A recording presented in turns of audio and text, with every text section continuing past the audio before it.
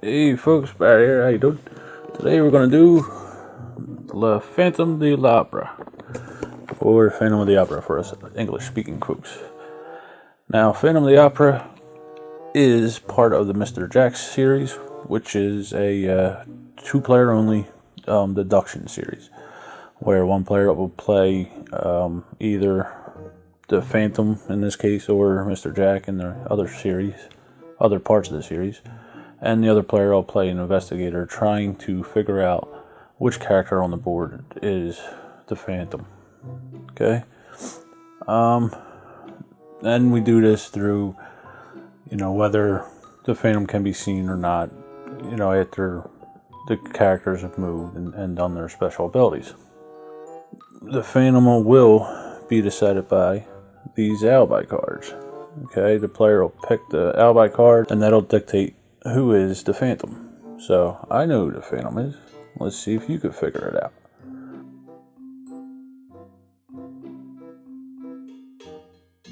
In the box you receive the board. There are 8 character cards which correspond with 8 double-sided character tokens. One colorized side depicts the suspect. The grayed out side depicts the innocent. You will receive one game round card, which is double-sided, one side for the investigators, the opposite side for the Phantom, one Carletta token, one blackout token, one padlock token, 11 alibi cards, which represent the 8 characters, and then 3 Phantom cards, and the instruction manual.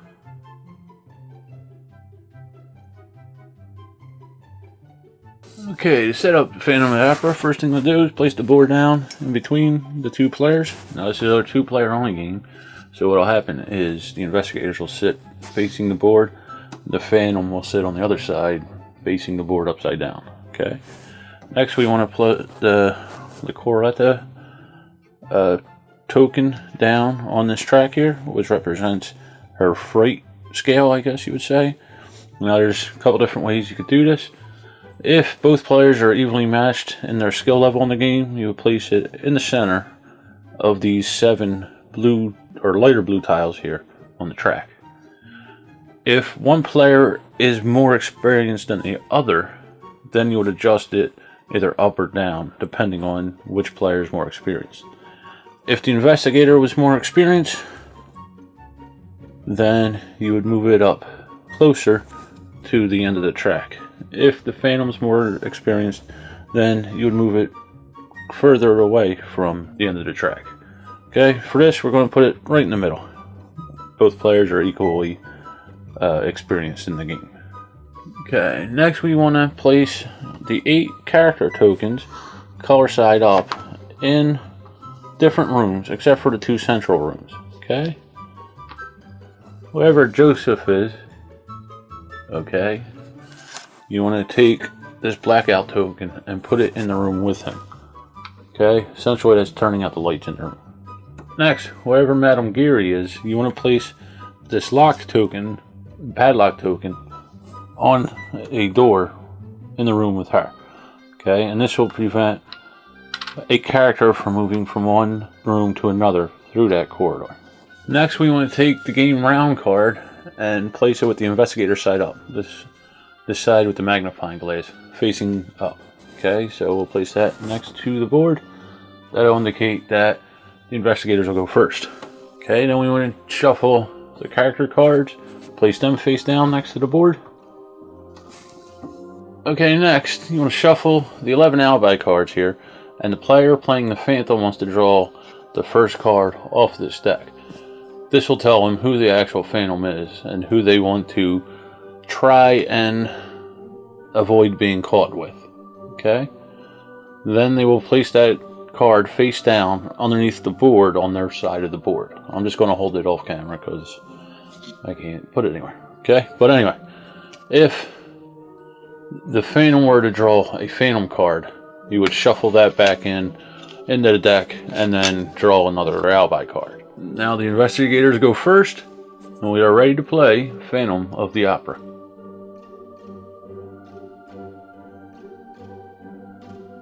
Okay folks, Phantom of the Opera. Now, in Phantom of the Opera, Miss Corletta here is an opera singer. She's practicing in this opera house for her next big show coming up. Now, strange things have been happening that are scaring her. Okay, chandelier fell on the stage, almost killing her. Stuff like that. She's scared. She wants to get out of Dodge. She wants to get out of Paris. Okay, but she's a real diva. Now, one of these 8 characters here is the Phantom, who is causing these events to happen, scaring Miss Corletta. So, the Opera House called in the French investigating unit here to figure out who is causing all these misfortunate events to happen. Okay? Now, one player will play the Phantom. At the beginning of the game, during the setup, the Phantom will draw one of these alibi cards, and that'll tell them who the actual Phantom is, which character it is. In this case, it's Moncharmin. Okay, now the Phantom's job is to scare Miss Corletta here so bad that she runs out of Paris. She leaves Paris behind, never thinking about this opera house again. Okay, they want to get her to this last box on this track here.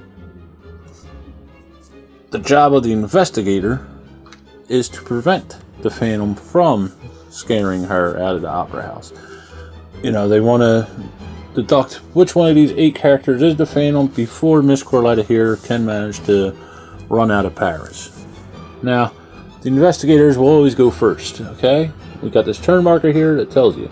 Investigators here on one side with the hourglass, the Phantom on the back with the mask. Okay? Now, the first thing the investigators are going to do on their turn is they're going to shuffle up these character cards. Okay? The next 3 steps are done with either player. Doesn't matter. Okay, first thing you're going to do is take the top 4 of these investigator cards and we're going to place them face up next to the board.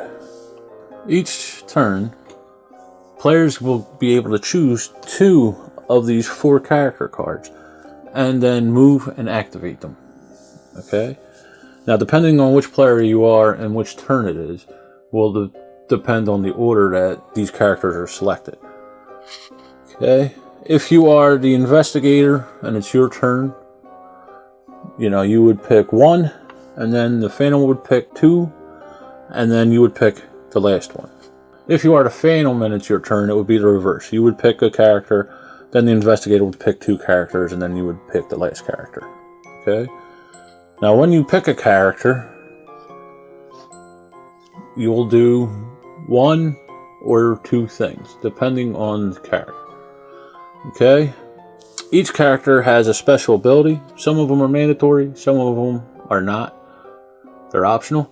And we'll get into how they work in a little bit. But once you pick a character, you can move them and then do a special action, or you may be able to do the special action before your movement. Depends on the character. Okay? Now, each room in the opera house represents 1 space that you can move. They are connected by these gold corridors here. Okay? There are also these secret passages here, these pink corridors. Now, only Meg here can use those corridors, and that is her special ability. During movement, if a character is alone, they can only move 1 space. Okay, so they can move from one room to another room. Okay, if a character is not alone, they can move as many spaces as there are characters in the room they start out at. Okay, so in this case here, Moncharmin is in the room with Richard here, or Joseph here rather. He can move 2 spaces, 2 rooms away. Okay, if you have a padlock blocking a passage, you cannot move from one room to another room through the corridor that the padlock is on.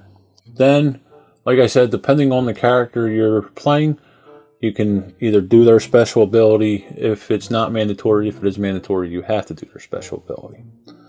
Alright, let's get into what the character cards here do.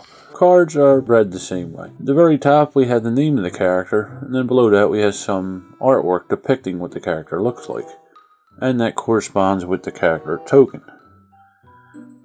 Then below that, we have the ability that the character can do. Now there's two types of abilities that these characters can do. One is an optional ability, which is in between parentheses, and the other is a mandatory ability, which does not have parentheses on the card. Now most abilities will be done either before or after their movement, which is depicted by the arrows on the card. Some characters, however, have abilities that you can do in lieu of doing a movement. Now, Raul's special ability is a mandatory ability, where after he does his movement, he must draw the top alibi card and look at it. Alright, so first Raul would move. Now, he's the only player in this room, so he'd move one space in his choice of directions. He would then draw one of these alibi cards. Now, there's two different types of alibi cards. First, we have the character alibi cards, which proclaims that specific character innocent. If that were drawn and you are the investigator, you would flip the token that corresponds to that character over, presuming them innocent. Okay, so it would go to this grayed out area here. If you are the Phantom, instead of flipping the character token over, you would simply just keep it secret and place it face down in front of you.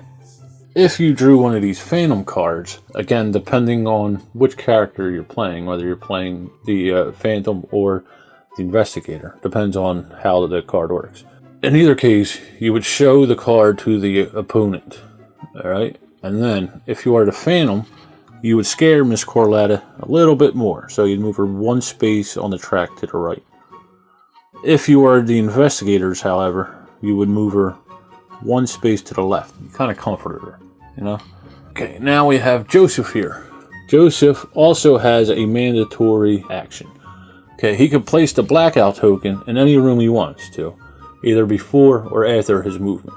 Okay, so say we play Joseph here. We would move him